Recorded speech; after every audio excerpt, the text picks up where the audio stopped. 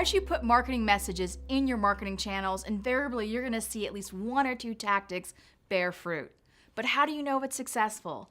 That question is the crux of the bottom right corner, which is measurement.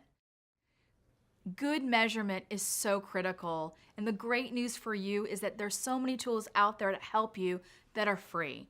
And most tactics that you look at online have free services to help you measure your progress.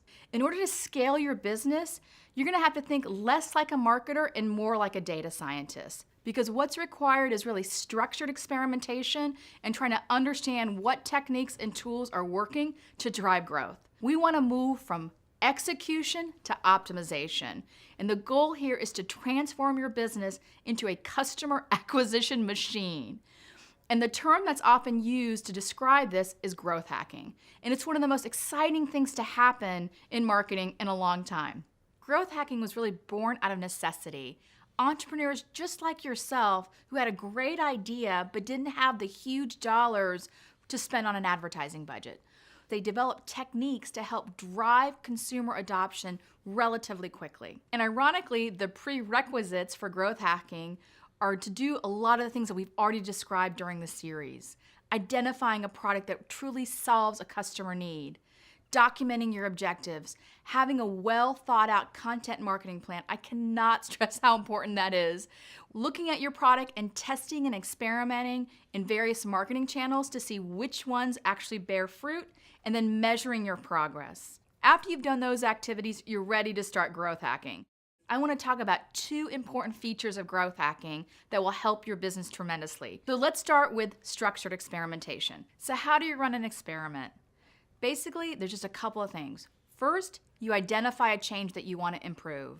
Second, create a hypothesis. Third, run the test. Fourth, make sure to see if anything changed or not. If it did and it improved your business, then adopt it. If not, run another test and do it over and over and over again, rinse and repeat. Let me give you an example of an experiment that I recently ran. The organization was really worried that they weren't developing compelling content that was relevant to their users. So they created a landing page strategy to help them do experiments.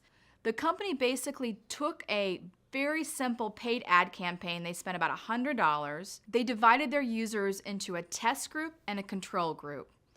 And what they did is they drove half of their traffic to their website and another half to a landing page that had more detailed content. And what they found in terms of the results was quite surprising. The landing page that had more content did much better than their website. And what they learned after talking to some of their customers was that a lot of their prospects had no idea what they did. And so providing more information about what their product did and the key benefits helped improve their conversion rate by 7 to 1. To be effective in this technique, you have to be prepared to run 15 to 20 tests and expect 1 to 2 that will actually bear fruit. Another key aspect of growth hacking is integrating and implementing viral loops to get customers to keep coming back to your product or service or your website or social channel. Think about it in your own lives. Every time you are on Twitter, you get a notification via text or email when someone's actually mentioned you, and what do? You go back to Twitter. Not only are notifications important in terms of improving continued usage, but also it helps with loyalty. The best example, or the most famous, is Dropbox. Every time you refer someone and they actually sign up for Dropbox, you get more storage, which is awesome. Or Living Social. They do a great job of giving you referral links, and if 3 of your pals sign up for a deal, you get the deal for free.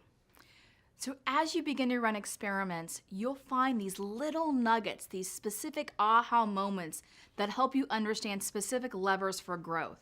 For Twitter, after running lots of experiments, what they realized, if they could get someone to follow 30 people, they would be an engaged user for life. When Facebook started, they realized that if they could get you to follow 7 friends in 10 days, that you were much more likely to use the service. Now, all of the things that we talked about in terms of growth hacking and running experiments and creating these viral hooks, it really isn't hard, I promise. It just takes time. The currency is not big budgets or money. It's sweat equity and patience and perseverance. And the great thing about that is that's exactly what makes you great as an entrepreneur.